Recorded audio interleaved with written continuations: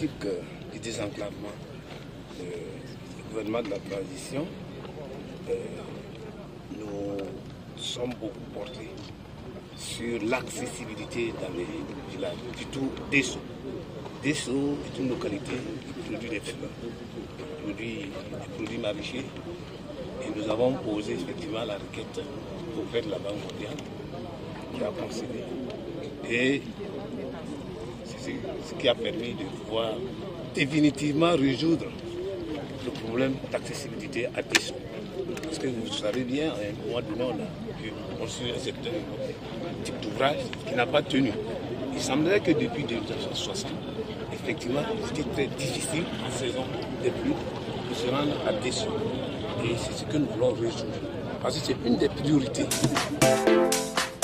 Il y a 3 ouvertures, 3 grandes ouvertures. Chaque ouverture fait 15 mètres. Si vous regardez notre ouvrage, les petites ouvertures là, il y en a 13. Mais elles font 3,50 mètres. Quand vous prenez un manguier comme ça, qui a pratiquement au bas mot 4 mètres, 5 mètres, voire 8 mètres de hauteur, s'il tombe à l'amont et il est charrié, immédiatement il va boucher et c'est 3 mètres, c'est 3,50 mètres là. C'est ça qui a entraîné le départ de notre ouvrage.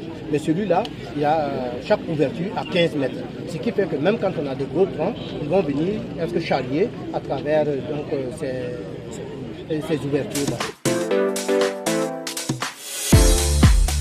À date, aujourd'hui, nous avons des taux d'exécution qui tendent autour de 56%. L'entreprise pointe les consommer autour de 58%. L'entreprise est une entreprise malienne. Pour le but technique et contrôle technique aussi, nous avons un peu toutes les administrations routières qui sont présentes ici. Donc la GTIP est présente, la DG est présente et nous avons la direction régionale qui est présente. Pour le but contrôle qualité, nous avons ce qu'on appelle le laboratoire national du bâtiment de la République qui est là, qui assure la contrôle qualité.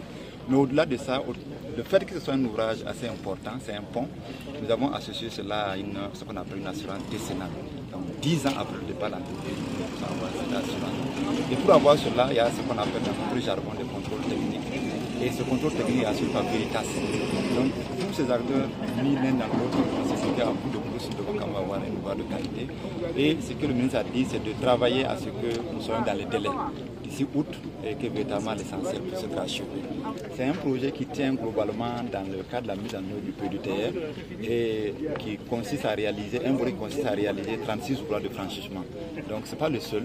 Les autres régions aussi sont concernées. Nous avons la région du centre-ouest, nous avons la région du centre-est, nous avons la région du centre-nord, la région du nord, nous avons la région aussi de la boucle du monde, donc qui bénéficie à peu près des ouvrages de telle envergure, pas des ponts mais ce qu'on appelle dans le jargon des dallos, et qui sont quand même des grands dallos. Et aujourd'hui, la plupart de ces 36 ouvrages là sont achevés et d'autres sont en cours d'achèvement.